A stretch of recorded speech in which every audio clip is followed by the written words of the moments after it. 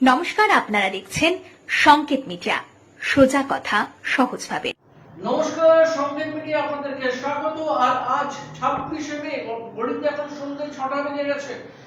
আর কয়েক ঘন্টার মধ্যেই কিন্তু ঘূর্ণিঝড় রেমাল আছড়ে পড়তে চলেছে কিন্তু উপকূলে, এবং সেই নিয়ে কিন্তু এই মুহূর্তে আমরা সরাসরি একেবারে দেখাবো আপনাদেরকে যে কি পরিস্থিতি রয়েছে। আর কয়েক ঘন্টা আগের যে চিত্র আমরা এই মুহূর্তে পেয়েছি, এই চিত্র কিন্তু গঙ্গাসাগরে কিন্তু যে রকম সাধারণ সময়ে যে রকম পরিস্থিতি থাকে তার থেকে কিন্তু অনেক বেশি উত্তাল হয়ে এসেছে এবং সমুদ্র অনেক এগিয়ে এসেছে। আমরা দেখানোর চেষ্টা করছি আপনাদেরকে, এবং এই মুহূর্তে যা খবর আবহাওয়াবিদরা যা বলছেন তাতে করে কিন্তু পরিস্থিতি সত্যি কিন্তু একেবারে বিপদ সীমার উপর দিয়ে বলছে। কারণ আমরা জানি যে গতকাল অবধি আমরা জেনেছিলাম যে বাংলাদেশের খেপুপাড়া থেকে সাগরদ্বীপ পশ্চিমবঙ্গের এর মধ্যে কোথাও ল্যান্ডফল হতে পারে, কিন্তু আজ সকালবেলায় আমরা জানতে পেরেছি যে বাংলাদেশের মংলা, সেখানে কিন্তু ল্যান্ডফলের কেন্দ্রবিন্দু, ল্যান্ডফল কিন্তু সেইখানে হতে চলেছে, এবং প্রায় 135 কিলোমিটার বেগে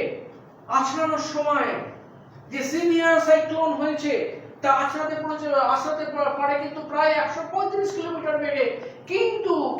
কিন্তু একটা বড় বিষয় হলো বাংলাদেশের মংলা কিন্তু একেবারে ভারতবর্ষের যে সীমানা তার একেবারে প্রায় বর্ডারে, পশ্চিমবঙ্গ আর বাংলাদেশের প্রায় বর্ডারে মংলা, এবং তার ফলে কিন্তু পশ্চিমবঙ্গের যে সুন্দরবন অঞ্চল, সেই অঞ্চলেও কিন্তু সামগ্রিকভাবে প্রবল একটা প্রভাব পড়তে পারে কিন্তু গঙ্গাসাগরেও প্রভাব পড়তে পারে। ঝড়খালি থেকে আরম্ভ করে হিঙ্গলগঞ্জ, ক্যানিং, সম্পূর্ণ দক্ষিণ 24 পরগনার বিস্তীর্ণ অঞ্চলে কিন্তু ক্ষয়ক্ষতির প্রবল আশঙ্কা রয়েছে, এবং পশ্চিমবঙ্গের প্রশাসন তারা কিন্তু তৎপর হয়ে পড়েছেন। আমরা জানি যে এই মুহূর্তে কিন্তু দিল্লি চলো 2024 চলছে, তারই মধ্যে কিন্তু এই মুহূর্তে কিন্তু সবচেয়ে বড় খবর, এই লোকসভার 6টি দফার ভোট, গতকাল একটি দফা ছিল, 8টি কেন্দ্রে কিন্তু গতকাল ভোট হয়েছে। আমরা জানি মেদিনীপুরে গতকাল ভোট হয়েছে, কিন্তু আজকেও সেই মেদিনীপুর সাংঘাতিক রকম ভাবে সরগরম।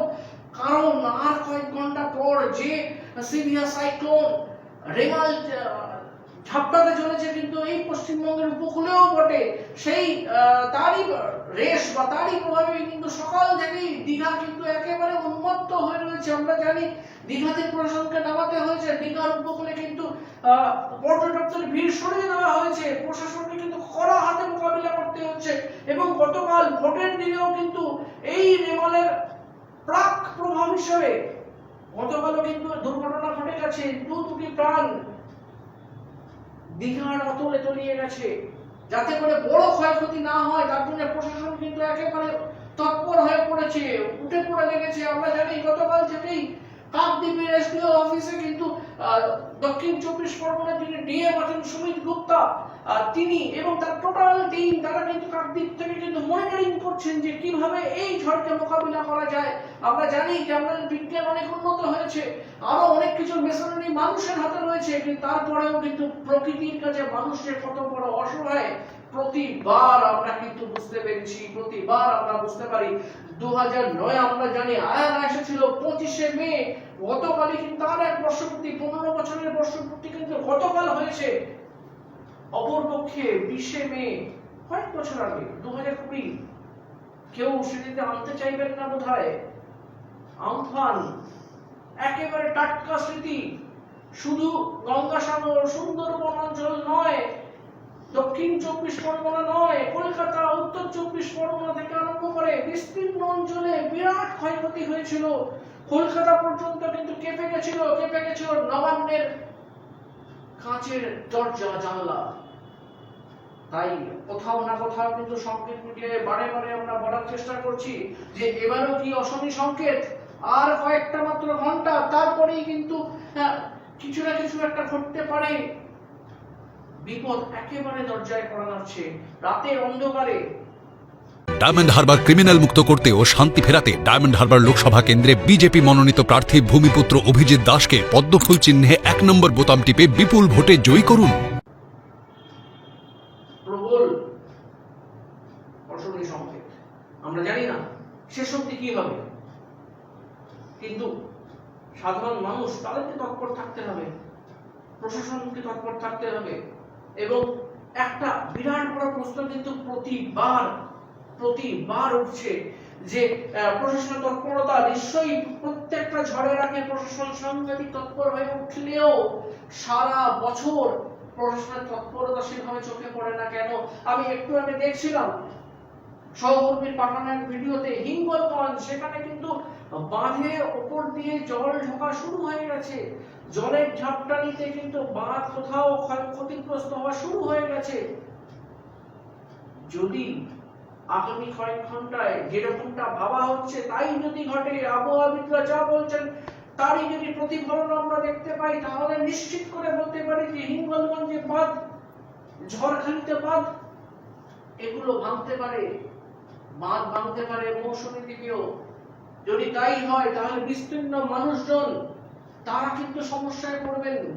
আমরা দেখতে পাচ্ছি যে মাইকিং হচ্ছে, কিন্তু এই মাইকিংটা যথেষ্ট জরুরি হলেও এই ধরনের উপকূলবর্তী অঞ্চলে, সমুদ্র লাগোয়া, নদী লাগোয়া অঞ্চলে সারা বছরের জন্য কেন সাধারণ মানুষ তাদের যে প্রাপ্য একটু ভালো থাকা, একটু নিরাপদে থাকা, একটু থাকাটাকে সহজ করে নেওয়া কেন হচ্ছে না?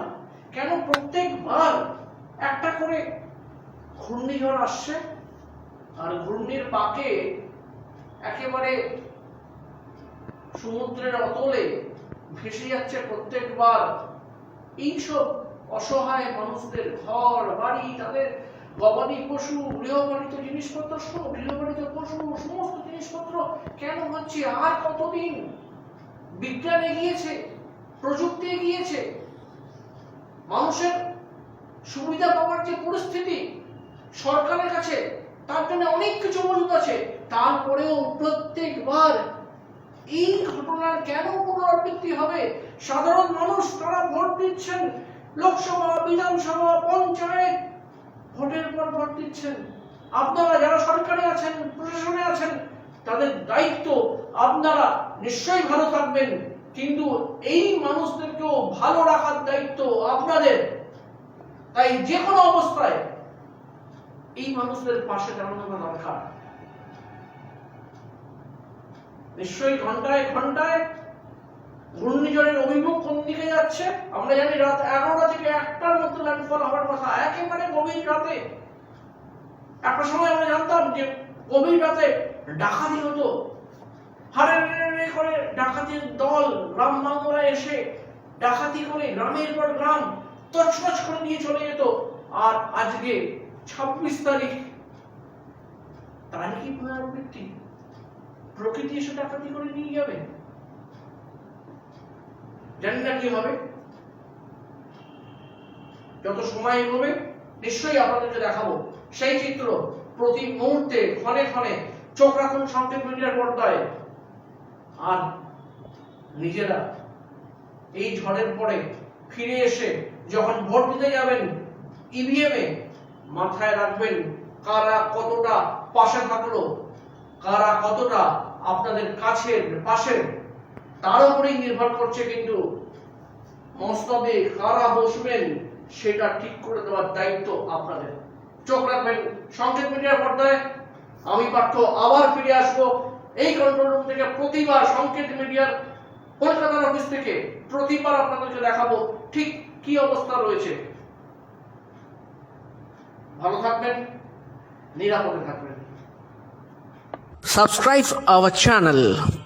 Press the bell icon.